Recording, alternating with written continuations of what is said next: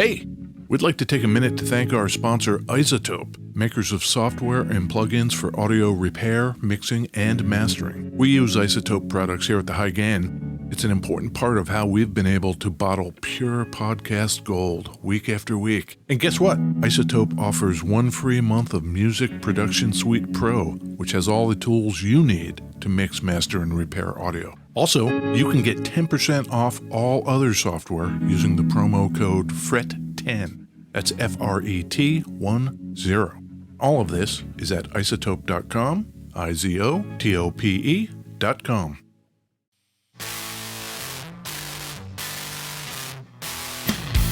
Hey, this is Ed Peterson. And this is John Kiltica. And this is the High Gain Podcast, John Kiltica. Sunny High Gain Podcast, Ed. Yeah, it's pretty nice out here in beautiful West Seattle. It is. It's probably in the 70 kind of weather. It already feels like it's going to be fall soon. A little bit. Maybe that's me just coming back from SoCal. And your knees are aching? You know, it's just a little damper here, and I actually have a sweater on right now. That's adorable. Yeah, you know how I do with the sweaters and whatnot.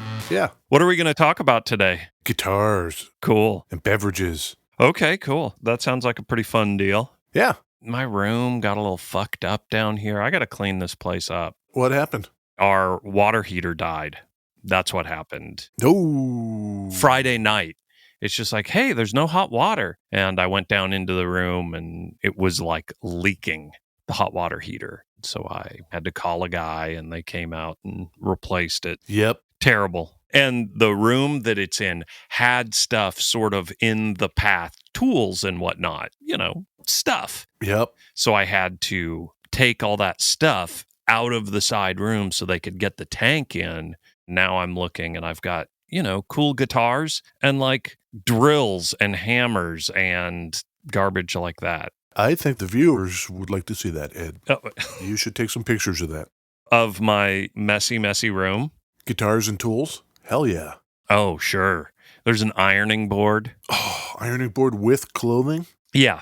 Oh, man. I have a mess down here as well, and I'm starting to think that it's messy in a way that people might like to see it. I don't know. Oh. Maybe I should take some pictures. Mine is messy and just oh shit, these people are going to be here in 20 minutes. Quick, let's throw stuff into the studio. Right. My feng shui is kind of getting a little squee-hawed. Your feng shui? Yeah, my feng shui is getting a little squee-hawed. Scree-hogged? What? Squee-hawed. It's a little kitty wampus. Out of sorts. Out of sorts. All right.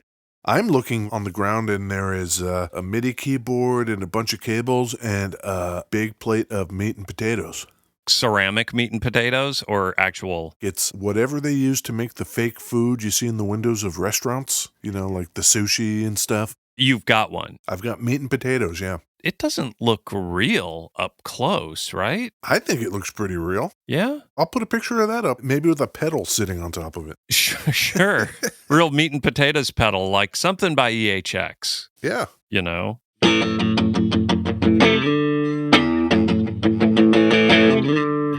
I got a guitar here today, Ed. I'm so excited about this guitar.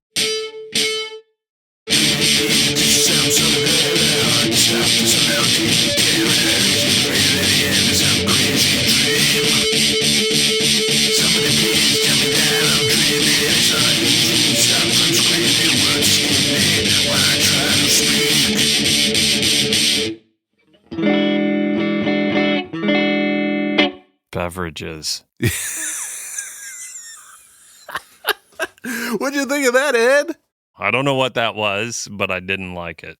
I hated it, John. That was a song called Hallowed Be Thy Name by our good friends over at Cradle of Filth. Oh, man, those guys are great. Yeah.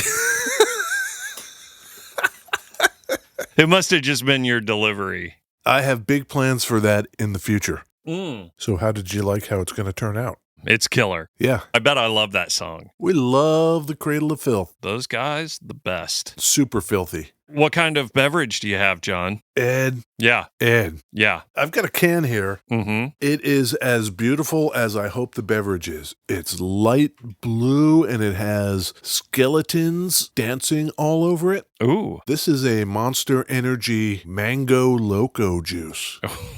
Mango Loco. That sounds delicious. Doesn't it? I went with something similar. The classic Monster Energy. Black can, green label. Oh, You know it. It's got the like M that kind of looks like 3 drippy spikes. You know? oh, we're opening. Okay. I'm ready. All right, let's see what we got here. You know, like maybe 6 people have died from drinking these things. Really? Medical reasons or some sort of spiritual devilly shit? Maybe a combination of both. Too much taurine and too much Satan. You know what I'm saying? Yes, it was you, Ed, Mm-hmm. that originally hipped me to the fact that the Monster Energy drink is very, very devilly. I'm a fan of the internet. I've got my finger on the pulse. Are you saying that you found something Monster Energy devilly juice drink related? Yeah. Oh, shit. My good friend Christine Weick, Uh-huh. she did some digging into Monster Energy and she posted a video of how Monster Energy is a satanic beverage. Tell me one way it's a satanic beverage, Ed. I actually pulled down some clips, and there's a clip called Short Top, Long Tail. Okay. The letter Vav is also the number 6. Short top, long tail. Short top, long tail. You could have here in Hebrew 666 on the can. Holy shit. Yeah, The Monster logo, the M is 666 in Hebrew? that's correct.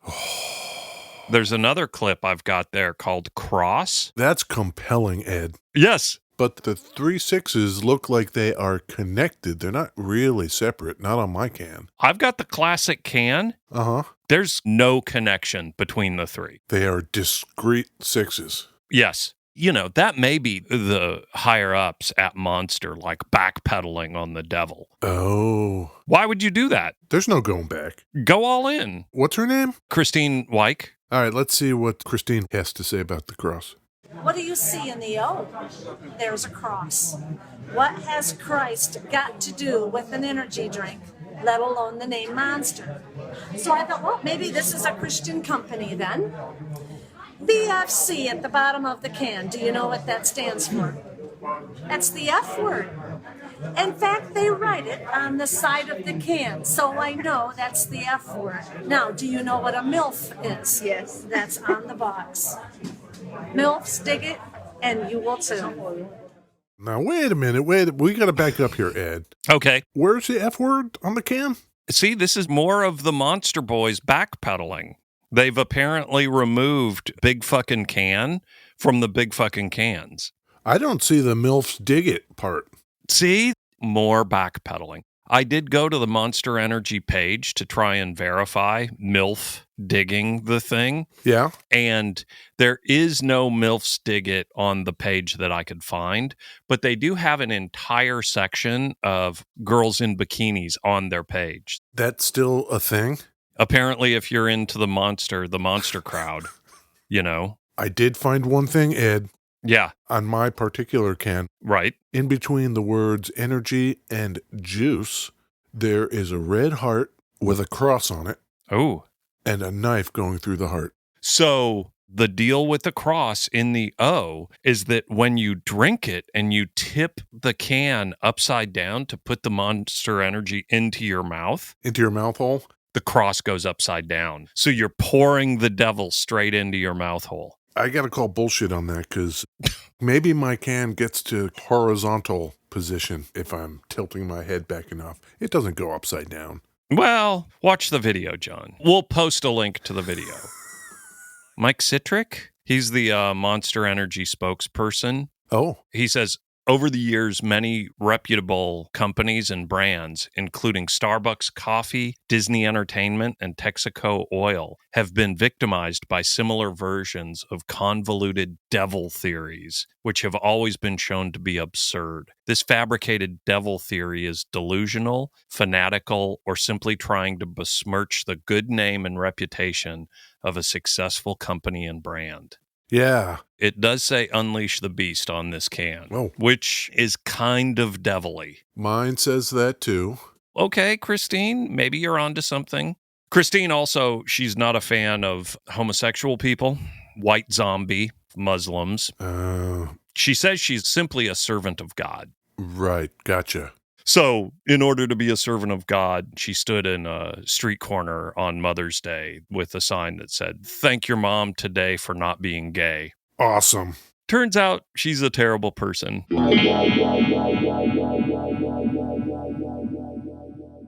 Hey, you know what I got here, Ed? Do you have a Monster Beverage logoed Schecter guitar? I do. Oh my God. Sick. Is that guitar sick? I got to tell you, Ed, it kind of is. Is it? Schecter guitar models. You've got the Banshee. You've got the Hellraiser. You've got the Omen. You've got the fucking Demon. You've got the Reaper. What is with these dudes? Clearly devilly. Straight up devil shit. We have never done a Schecter, Ed. I don't know a lot about Schecter, except I looked at their artist thing and I looked at the names of their guitars. So you probably noticed Cradle of Filth. Cradle of Filth, King of Liars. Who's the King of Liars, John? I don't know. Fucking Satan, baby. The devil. Come on, Beelzebub. Old Beal. King of Liars. One of their guitar players that is sponsored by them, King of Hell. That's his name, King of Hell. From the band Abbott. That's fucking metally.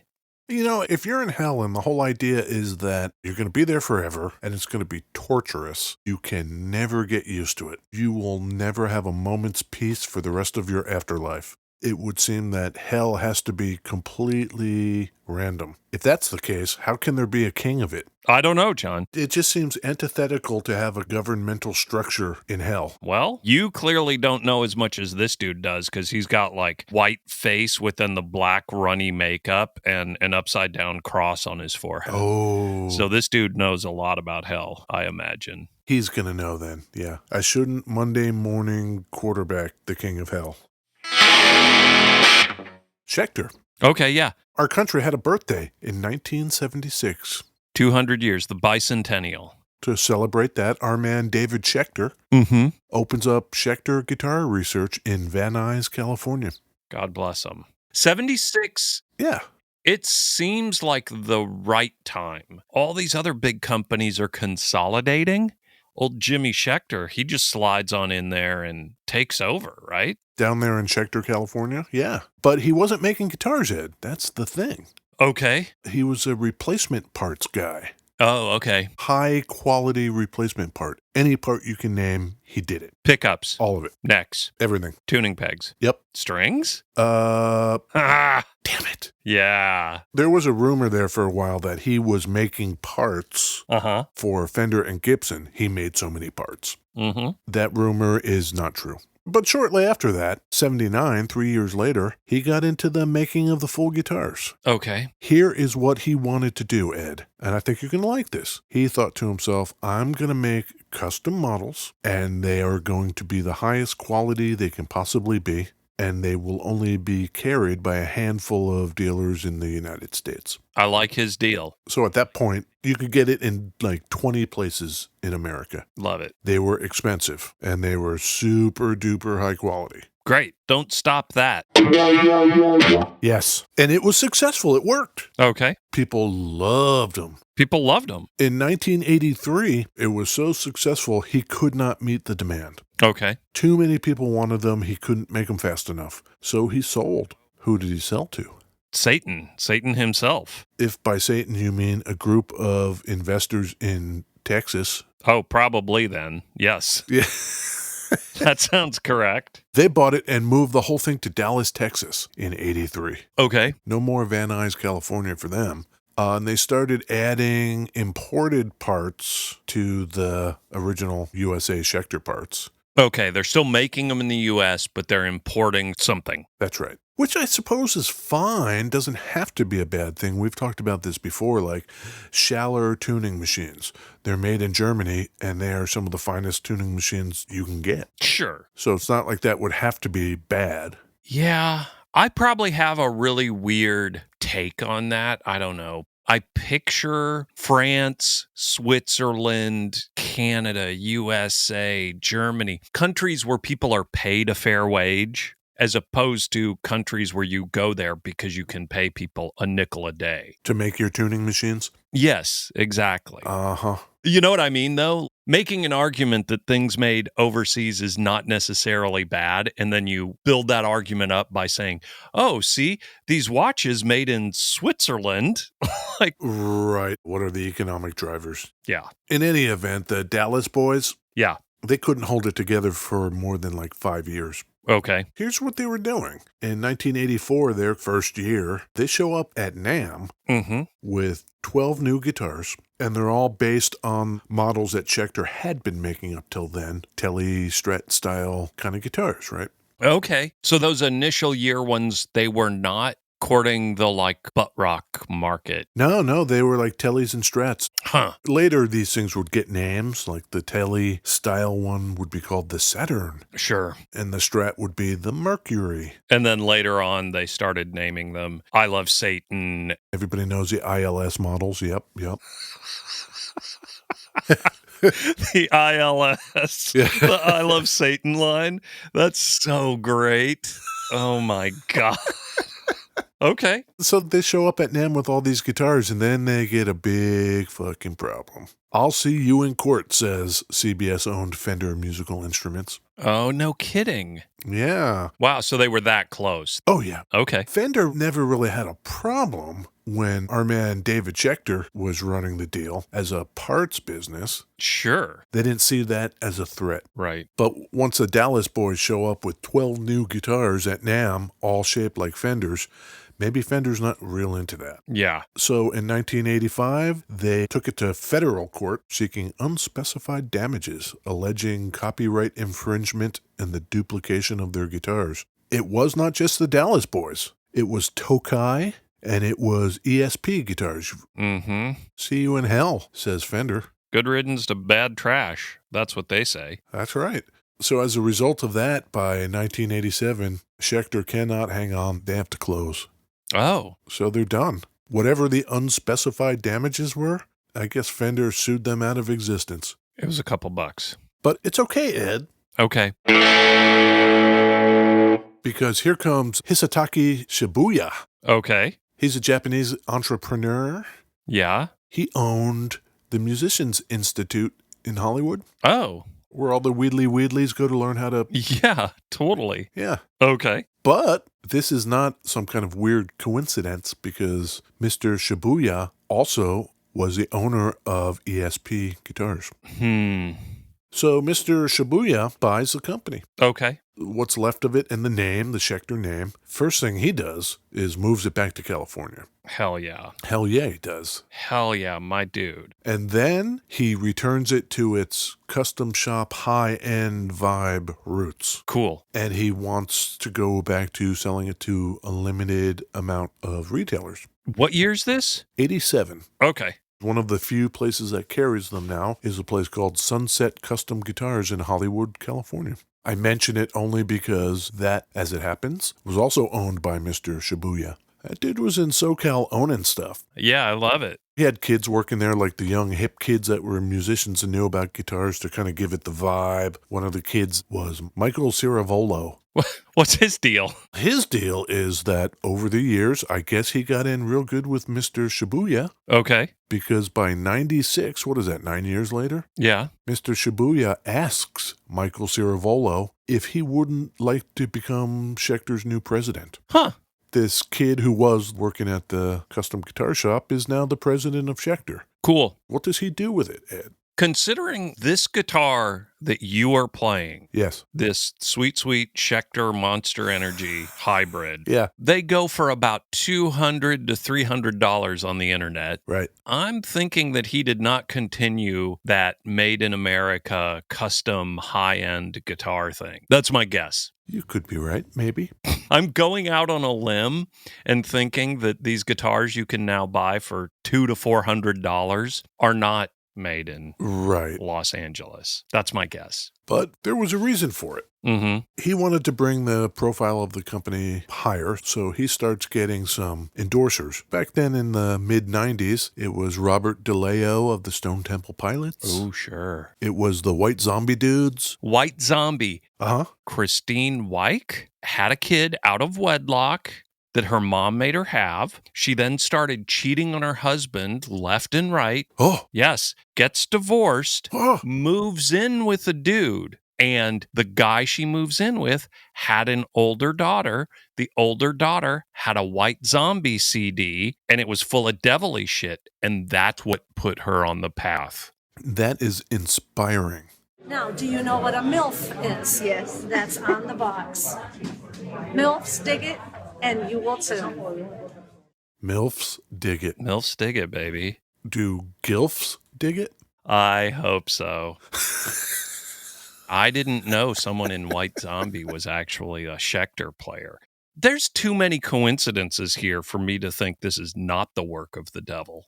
Creepy. So Ciravolo wanted to appeal to more people, so he gets the endorsees in. Mm-hmm. And he never was, it turns out, fond of Fender shapes anyway. So he wanted to move away from those shapes and do cooler stuff anyway. Sure. In 96, he adds the Hellcat series. See? You're playing with fire. You play one of these guitars, you might as well be playing like a Ouija board. You're just inviting the devil into your heart, John. So now he's got another problem. So he's got these great new models, he's got the endorsees, but with the idea that these are impeccably high-end guitars, how many people at the end of the day are going to be able to afford them? He wants younger musicians, a broader customer base. Sure. That's where this comes in. This guitar, Ed, that I'm holding, that looks like a Telecaster, Yeah. is part of the Diamond series, Okay.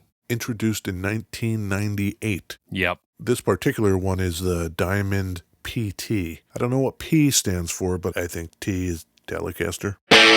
This one has 2 humbuckers in it. Let's do our thing, Ed. I'm really bridgy. Here comes the neck. Back into the middle and do the thing. 2 pickups, volume tone, and a pickup selector. That's it. Not even a pick guard on this thing. On the back of it, Ed, the metal neck plate Yeah. is black Oh, okay. with a silver monster logo right in the middle of it, the 666. Yes. Yes. It's a string-through body, black tuning machines, and it sounds and plays pretty great. They called these finishes, and they did them for a lot of people. Yeah. They called them novelty finishes. The monster logo thing. Right. Any corporation, whoever. They don't care. I love the high ground these guys seem to be taking. This, Ed. Yeah. Wah, wah, wah, wah. This is a Walrus Audio Lillian multi-stage analog phaser. Okay. So that's kind of cool.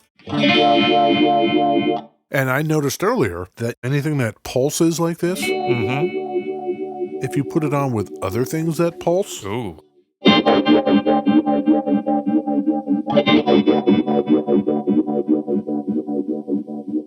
So they introduced this Diamond series, Ed, Okay. at the NAMM show in 1998. Okay. And they, at the time, were made in Incheon, South Korea. Okay. The one we have is from 2017. It's made in China. Yeah. And how does that do for them? Apparently pretty well, because that custom shop there in SoCal, they expand by adding 14,000 more square feet to it. To the factory? Yeah. Cool. So I guess the revenue they're getting off these South Korean ones is enough to justify that move. I did look at their custom shop. They are some pricey guitars, for sure. I guess if you've got an American Schecter, congratulations, you've got a fine instrument. Yeah, they're like $2,000 on the low end of the Custom Shop USA. Recently at Uncle Frank's, ThunderRoadGuitars.com, Yeah. there was an American Hellcat. Oh, no kidding.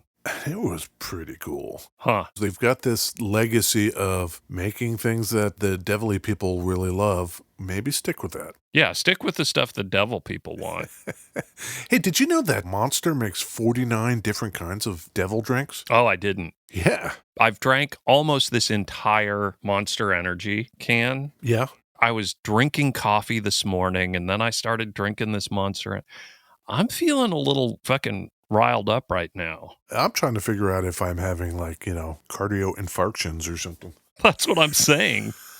They've had 6 deaths. It might just be 7, maybe 8 end of the day. This shit's getting me going. Monster Energy drink. Yeah. Where do you think their rock solid base is? There are these people everywhere, edgelords. Wait, edge lords? You know, What's that? like an edgelord. Come on, John. Is that a devilly thing? No, Is that some Dungeons and Dragons thing? no. Edgy dudes. Do you have gauges in your ears? Is there more metal than normal in your head? Crappy tattoos. 45-year-old dudes who still ride BMX bikes. These are your core Monster Energy audience. Among the sports that Monster Energy supports Yeah. are MMA, Yes, check. BMX motocross, NASCAR, skateboarding and snowboarding, Yes. as well as electronic sports. Yeah, those dudes have got to get cranking on the Monster. They support the Professional Bull Riders Tour. Edgelords are universal, John. My favorite is that the Monster logo figures prominently on the side of Tiger Woods' golf bag. Where the rubber meets the road, Ed, How's it play? the action's really nice. And if I just put it into normal town, it's got a completely serviceable tone. It sounds great and plays well. Somebody should pick this up. Yeah. Viewers, go on the interwebs, go to ThunderRoadGuitars.com Mm-hmm. and check out the Monster Schecter. Yeah, grab that thing. Speaking of the interwebs, Ed, Yeah, we had a lovely interaction this week, didn't we? we did. Yeah. We did. I'll explain this to the viewers. We order t-shirts for swag purposes, and sometimes you get them and they're off. So we had a whole bunch of shirts that were kind of misprinted. Yeah. I thought, what am I going to do with these? Oh, I'll just throw them up on Instagram for cost and just say, hey, if anybody wants one of these, whatever. Sure. So we got some DMs. Among them, our new great friend, Jack Studdard in Fayetteville, Georgia. Yeah. So he's on the DM with me saying, okay, here's my address. How do you want the dough? I can PayPal it to you, whatever. And then he says, you wouldn't happen to be John Kiltica, would you? From the High Gain Podcast? Yeah. Not the John Kiltack. Yeah, like we have staff that handles Instagram for us or something. It's our unpaid intern. So we get to talking, and he says, make sure to tell Ed I said hi. And I don't know if you were just lurking the whole time or what you were doing, but Ed's like, hey, man, here I am. Sure.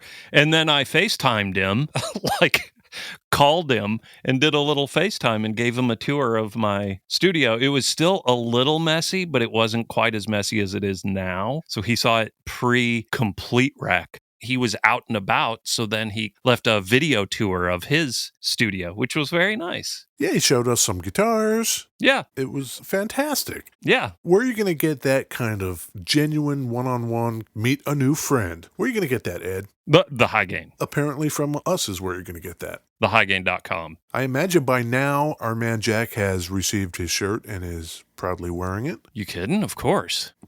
I bet he's actually like, oh, what did I do? These fucking guys are calling me now. I just wanted the shirt. I didn't know you were going to FaceTime me. Exactly. Don't you guys have lives? I just wanted a shirt. Now I'm fucking getting phone calls from these dudes. And what the fuck? Sorry, dude. Apologies. I don't know what I was doing. If you guys prefer less high-touch situations, We don't have to call you. yeah. Just so you know, it is an option, apparently. But if you prefer the arm's length approach, go to thehighgain.com, look around, leave a comment there. Yeah. We're on Facebook, we're on Twitter, Great. LinkedIn, Sure. Instagram, Pinterest. Patreon. Patreon.com/The High Gain. We're everywhere, John. That was great, Ed, and I am jacked up. I think I'm going to go mow the lawn like 8 times in a row. Sure. I'll see you next week, maybe? Yeah, I think I'll be here. Okay, see you, Ed. Hail Satan. Hail Satan, John. Okay, bye. Now, do you know what a MILF is?